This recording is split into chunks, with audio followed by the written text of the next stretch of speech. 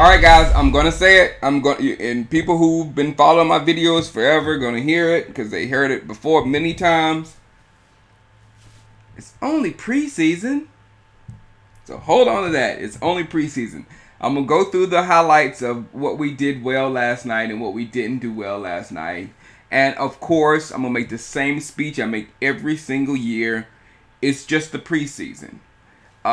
You can't take much from the preseason at all. There are little windows where you can see things, where you can see individual play, where you can see execution, where you can see a lot of little stuff here and there, but it's not determined by the outcome of the game or things of that sort. So we try to look at these highlights to find stuff that we can build on and stuff that we think needs to be worked on or whatever, or we can find some kind of a guy that's playing like better than we thought he could play. First person, Joseph Randall. I think I was more impressed with him than anybody else in that game last night. I mean, he looked like a mini Murray. Somebody said that in the live stream. That said he looks like a mini Murray, and he did. So it's almost apparent that him and DeMarco Murray have been working together, and the work ethic. And I told you how good DeMarco Murray is out there as far as work ethic and practice, and him being plugged into what he's trying to do. The guy's a football player, and that hopefully is coming down into Randall, because I like Randall a lot better than Ryan Williams. You know what I'm saying? So. Hey, all of us that was talking junk, and I'm including me, I was talking junk about Randall after last night. Maybe let's look at some highlights of Randall right quick. The first run was 2nd and 10. Here it is.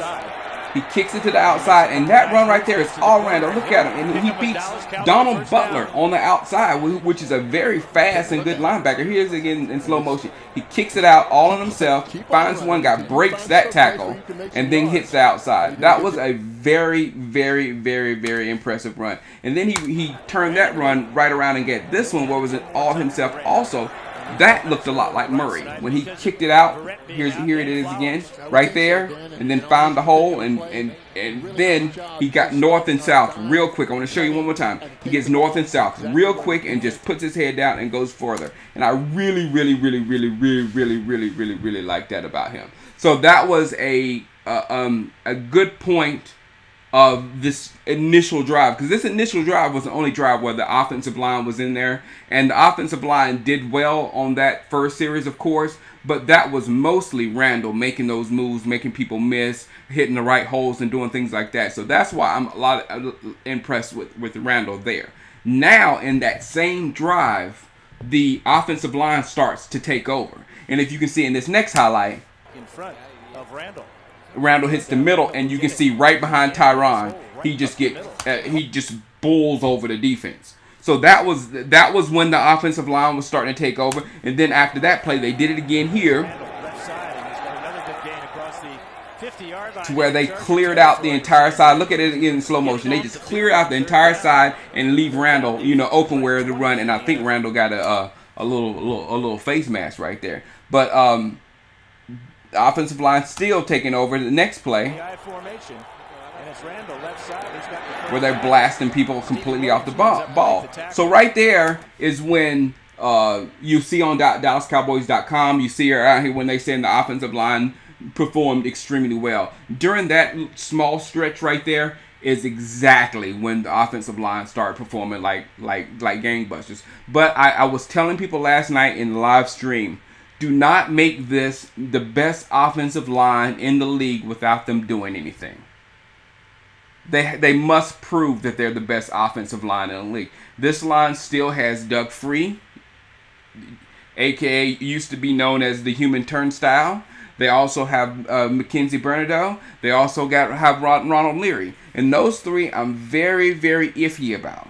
And then they got a rookie, which I'm not iffy about, but still, he's a rookie, so you can expect anything. And then Fred is as solid as you get it at center, and Tyron is monster out there at left end. So that's our offensive line. Don't make it more than that. People are talking about it out there. People are saying we have the best offensive line in the league. That right there, you don't have to say.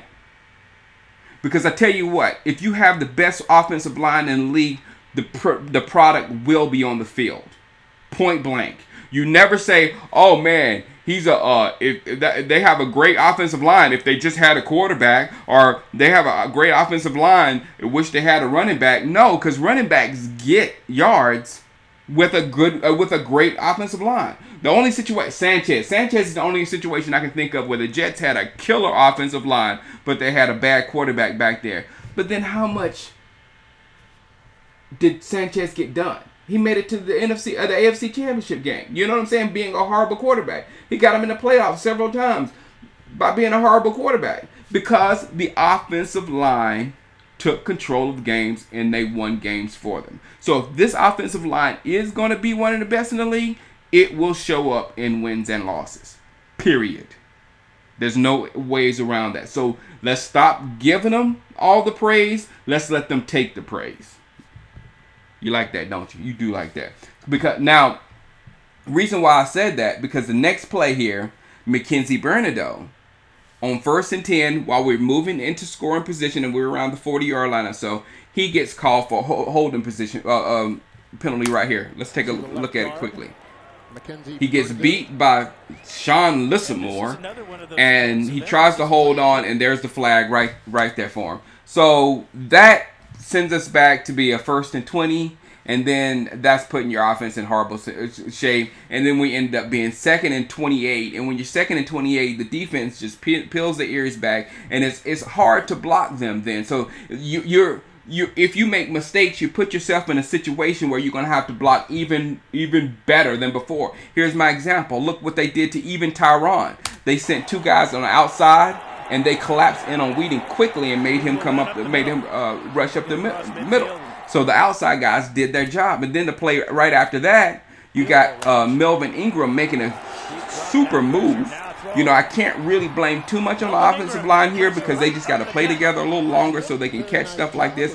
But you put yourself in situations when you make mistakes that a defense can do stuff like that.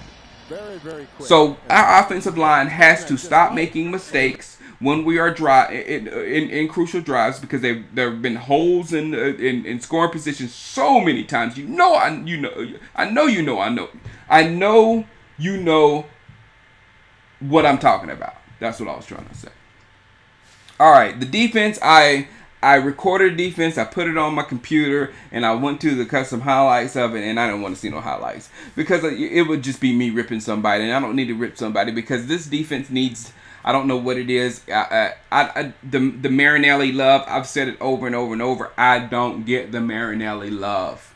You know what I'm saying? I mean, I like him as a coach. He's a decent coach. He's a good coach. He's a player's coach. He knows what he's talking about. But we expect him to be some kind of super guru that we can just go give him players and he can, turn something into gold.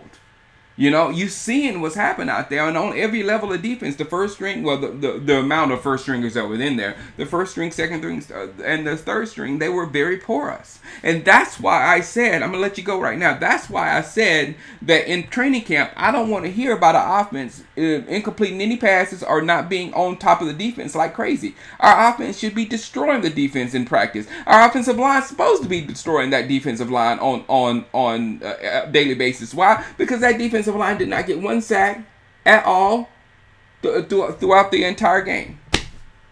So the defense needs I'm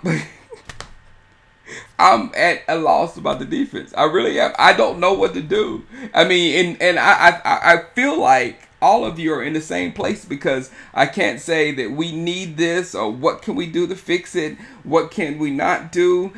In Marinelli, I trust because in the shape we're in, there's no human being I trust like that. You know what I'm saying? So I don't know what's going to happen on that side of the ball. I think the only way that we can even remotely expect to have a good season is if we hold on to the football. We don't need any more quick scores with Des Bryant catching the ball and going 80 yards and same thing with Terrence Williams. Yeah, they're beautiful, but they don't work. You know why they don't work? Because it only puts 7 points on the board, and you throw our defense out there, they'll get that 7 points right back. We need to have slow, methodical drives and score at the end of halves so that they don't get the ball back. We have to be very clever in play calling. We have to be very clever in game planning to hide the deficiencies on that side of the football. I'm sorry, it's just gonna be like that this year. And this is not coming from one preseason game. This is coming from what we saw last year on the offensive side of football. We were only ranked 16th, in yards. We wasn't a juggernaut like that. We were a juggernaut as far as excitement and big plays and stuff like that. But we wasn't a juggernaut as far as, grinding out long drives and punching stuff in and doing things at will that people hope our offense does. But I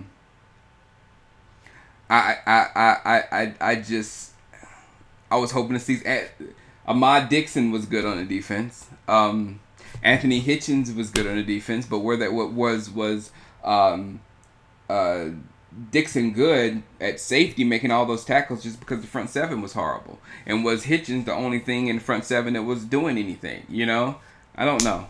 Can't wait to the next preseason game so we can see more. But I hope I see a lot better. All right, holla at you. Peace.